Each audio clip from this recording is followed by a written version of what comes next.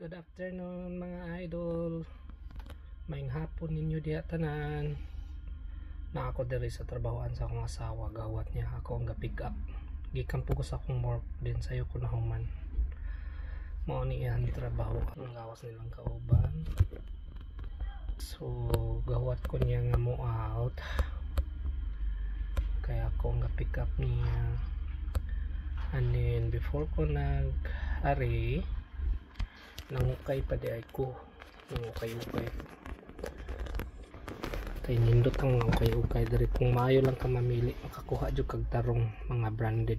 Kay kung ako ang mangukay, branded jud akong pangitaon. So meaning ang previous nga nagsulob ana mga tarong tao, kay kung di katong branded na feel na ko nga katurang mga baho dili mga kuansod. Mao na akong tuyoon nga kayon jud ako maayo nga mga branded. So mao na akong nakuha sa ako sa ang camera.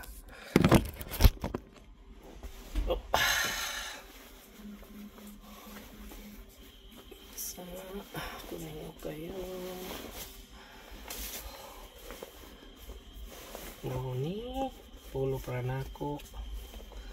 Ang brand is Arrow. Arrow nga brand is pang executive na dire.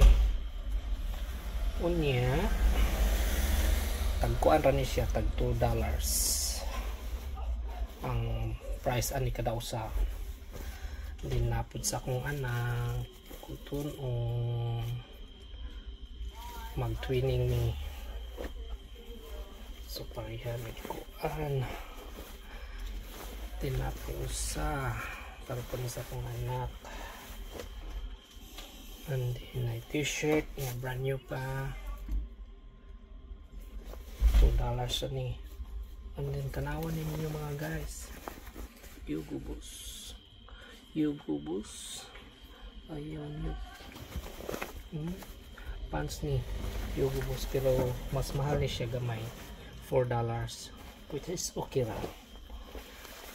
And then another pants, ang brand ani is Lululemon. Kung kay balo mo ani nga logo, this is only $4. And then tanawan ninyo guys, Levi's nga Star Wars, di ba? Bago pa, very nice. So I love it, very nice t-shirt, Star Wars nga Levi's, which is only $4 also. Nice, di ba? Amora to guys. Salamat sa inyong pagtanaw. Bye bye.